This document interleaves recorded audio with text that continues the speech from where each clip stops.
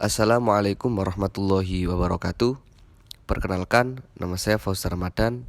Saya di sini ingin mereview sebuah jurnal yang berjudul Pertumbuhan Ekonomi Indonesia di Masa Pandemi COVID-19 yang ditulis oleh Taufik Ahmad, volume 3, nomor 1, halaman 67 sampai 77, tahun 2022.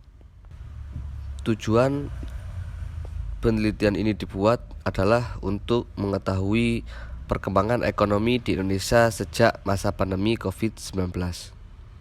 Metode penelitian yang digunakan adalah metode kualitatif yang bersifat deskriptif. Apa itu metode kualitatif? Metode kualitatif adalah penelitian yang digunakan untuk menyelidiki, menggambarkan, menjelaskan, menemukan kualitas atau keistimewaan dari pengaruh sosial yang tidak dapat dijelaskan, diukur, atau digambarkan melalui pendekatan kuantitatif.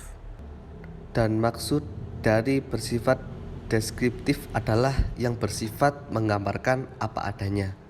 Manfaat yang diperoleh dari penggunaan analisis deskriptif adalah mendapatkan gambaran lengkap dari data baik dalam bentuk verbal atau numerik yang berhubungan dengan data yang kita teliti.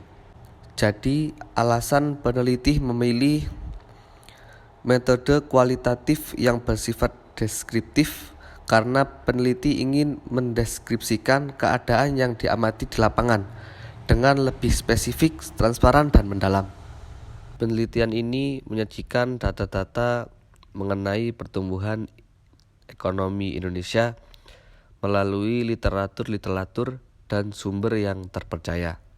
Melakukan pengecekan data-data yang telah ditemukan dan saling dicocokkan antara satu dengan yang lainnya.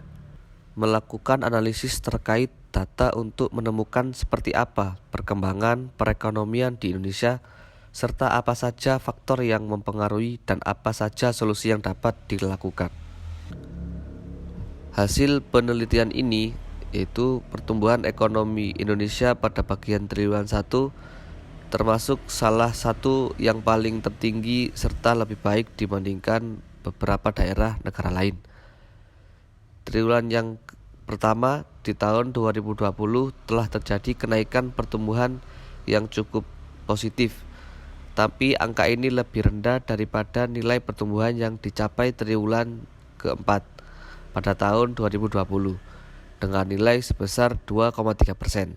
Sedangkan untuk pertumbuhan ekonomi yang ada di negara Eropa, negara Singapura, negara Korea Selatan pada bagian triwulan 1 2020 masing-masing mencapai sebesar minus 3,3%, minus 2,2%, minus 1,3%. Kesimpulannya adalah pertumbuhan ekonomi di Indonesia sangat melemah diakibatkan oleh pandemi COVID-19, yang mana pada tahun 2019 pertumbuhan ekonomi berada pada 5,2%.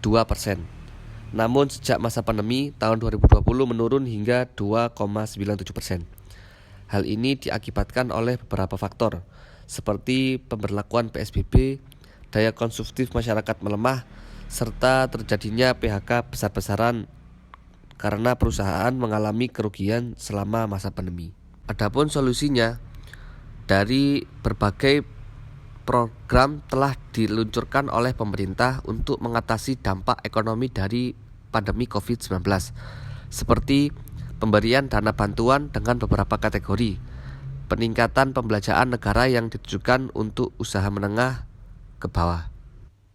Dan sarannya sebaiknya harus jeli dalam melihat data berita dan jangan lelah untuk melihat data-data terbaru yang dikeluarkan oleh pemerintah. Demikianlah yang bisa kami sampaikan. Bila ada salah kata, mohon maaf yang sebesar-besarnya. Wassalamualaikum warahmatullahi wabarakatuh.